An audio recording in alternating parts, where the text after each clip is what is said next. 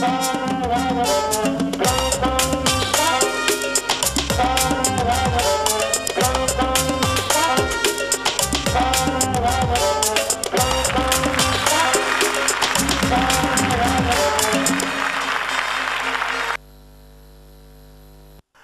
I know it kind of looks strange that, you know, I'm introducing Mutegi Sagi. He's also here in the studio with us as we discuss various issues pertaining to how this country or how this country should go forward. Many things abound. The reactions in Egypt, will that affect us? Is it an opportunity for us young people, so to speak, to perhaps think twice of how, you know, we determine how where this country will go? The fight against corruption, are we still very persistent on it? Or have we lagged behind in terms of various issues? To tell us more about this is somebody who you all know has been a champion against a fight against corruption and has made a lot of sacrifices in that regard. Mr. John Githongo, it's an honor and a pleasure to have you, thank here you on the show. Thank you, Mutegi. He says Mutegi doesn't grow old. There's something that he eats. Must be. But he's not sharing with other people. And he won't, but yes, I know. John, where do we start? I think in terms of, you know, you went away, a huge sacrifice, came back. In your view, now that you're back and very comfortable and still very actively participating in terms of where this country will go, what are you seeing so far? What have you seen that has made you comfortable to say, yes, I can now very comfortably move on and fight and continue with my fight against the ills of the society? Well, it's not actually something that created a special comfort for me. Mm-hmm. But was a realization that the discomfort that I experienced had been generalized amongst all Kenyans. Yes. I think yes. what happened in 2007, 2008 was really a near-death experience for Kenya as a nation. Yes. The country is still there. We have a coalition government and it has its difficulties. No one elected this government. People voted one party or the other, but we have something which we did not vote for. And that created an opportunity. The realignments that were created as a result of that. So I've been back in the country for 2 years now. I spent over a year traveling around the country, living in the villages, just getting a sense of where Kenya was. Then set up a trust, the Inuka Kenya Trust.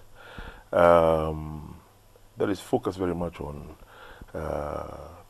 I call it a software failure. The hardware is working. I mean, we're building roads, yes. schools, hospitals, the stock exchange is doing well, you know. But ethnically, we hate each other's guts. Still, yes. We have a problem with that. You know, we mobilize around it. It poisons our politics and makes development difficult. And so, you know, supported by the private sector here in Kenya, we set up the trust essentially to help mitigate these issues. We were already devolved before the constitution came into being, so we're quite pleased with the 47 counties. Right. We target 20 of those 47, which we consider to be majoritarian counties, where you have one large ethnic group and maybe 1, 2, or 3 of the smaller self-identified ethnic groups who have a sense of grievance that could affect their political participation. And in those regions, we work with groups that are already self-started, so we don't create groups, people who are already doing things, and we see how we can scale them up to address issues of economic empowerment, particularly for youth in the informal sector, and then these software issues of just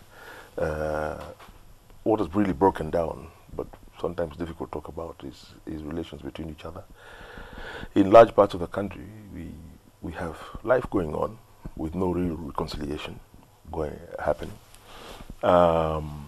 And we try hardware solutions for software problems, what I call. For example, the big program for buying land for IDPs. Yes. Yes. I'm very opposed to that program. I think it's a terrible program. It undermines the sanctity of title. It undermines, if Mutegi goes to a particular place and he buys a plot and he builds a house and he starts farming, and then somebody chases him away from there, and then we give up. The government, one of the government's core mandates that it has to prosecute is the security of its people, wherever they may be. All Kenyans, whether they voted for the government or not, are the responsibility of the head of state and the government. And to give up and to say, no, Mutegi Sasa, we've given up with you. You cannot, we cannot guarantee your security. We're sending you to Taita Taveta or to Narok. You've made him a second-class citizen. He will be evicted from there as well, because he's being put into a place where he's arriving to meet a community that identifies him as an outsider, and innate hostility is there in that transfer. So I am very pleased. If we're spending hundreds of millions of shillings buying land for IDPs, why not give them that land to be able to rebuild what was destroyed during the difficulties we had in the homes where they bought? Would you blame government for that, though? I mean, the pressure was from the people in terms of we've got people who've been displaced. Do something. You've got politicians who are saying, that we're in a dire situation where people have been evicted. Would you blame government really? Absolutely, absolutely. The government is giving up one of its core mandates, saying that we cannot protect you, that we're defeated. We don't run all of Kenya. We're not in charge of the entire country. If Jimmy Gadhu, from his particular ethnic group, goes to lives in Rift Valley, we cannot guarantee security. Then let's balkanize the country. Our government should be able to protect you wherever you are. And then you think, so we take you and take you somewhere else, you'll be more insecure there. So you're saying the government should have been more forceful, irrespective of the sentiments that came out of the Rift Valley? Not even more forceful. People talk of force, but should have been more clear about a serious process of reconciliation. I feel really quite sad. Reconciliation takes leadership. Yes, it does. Jimmy and Mutegi. And I feel sad. There are 3 times I think that the president has gone to the Rift Valley since these troubles. Once was during the troubles themselves, when houses were being burnt behind him. The second time was during the Kiambaa burial victims, who were seen to, at that time it was seen that people only from one community were being buried. And then more recently, which was more of a political visit, whereas leadership means that even where bad things have happened, you have to go and work and build reconciliation. Plus, there are a lot of IDPs in other places that we are not focusing on, who are now frozen. Then also, Jimmy, and I've just come back from Burnt Forest. I was in Burnt Forest 2.5 days ago. And the kind of questions people who are still there ask, they ask me, said, now, if some of our colleagues have been bought land elsewhere, where does that leave us? Where does that leave us? We're here, we're still here. You see, maybe now in 2 years' time, we'll also be in the same boat. They should not have gone. They should have stayed here with us. We do what it takes to be able to live together as Kenyans. Whatever it takes requires leadership and then resources second. Absolutely. Leadership first. I think it's a failure of leadership. Let's go back to your trust. What actually is your mandate, and how can you be felt in the villages, or so that you don't seem as if you are an elitist kind of organization? How are you impactful in those 20 counties? By working with organizations in those counties that already exist there, that are already working with people at the grassroots. So we spent some time, I've just come back from Bungoma, Eldoret, and so you have to identify groups, and every part of the country has them, who are already involved in various activities on the ground that are empowering, especially young people, in a variety of ways.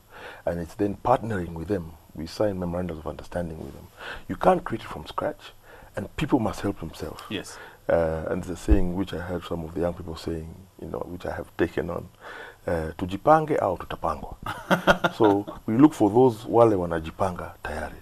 and we work with them. Okay. So you're felt in the villages because you're working with the villagers and helping scale them up. They need sometimes very little, sometimes advice, sometimes resources just to scale them up, to be able to expand what they're already doing. But that's the way you do it. You can't create something in Nairobi. Means you deal with the groups, not individuals. Not individuals. Yes, we deal with groups. What it requires on our part is a lot of traveling and going into the village and living there. So we don't, no hotels, no workshops. If I come into Mutegi's area, I will sleep on Mutegi's floor, stay there for 5 days. And after 5 days of going around, you get an idea of who is doing something that is creative, somebody or a group that is committed, that has some history and has capacity to bring about change in that particular Are you community. involved with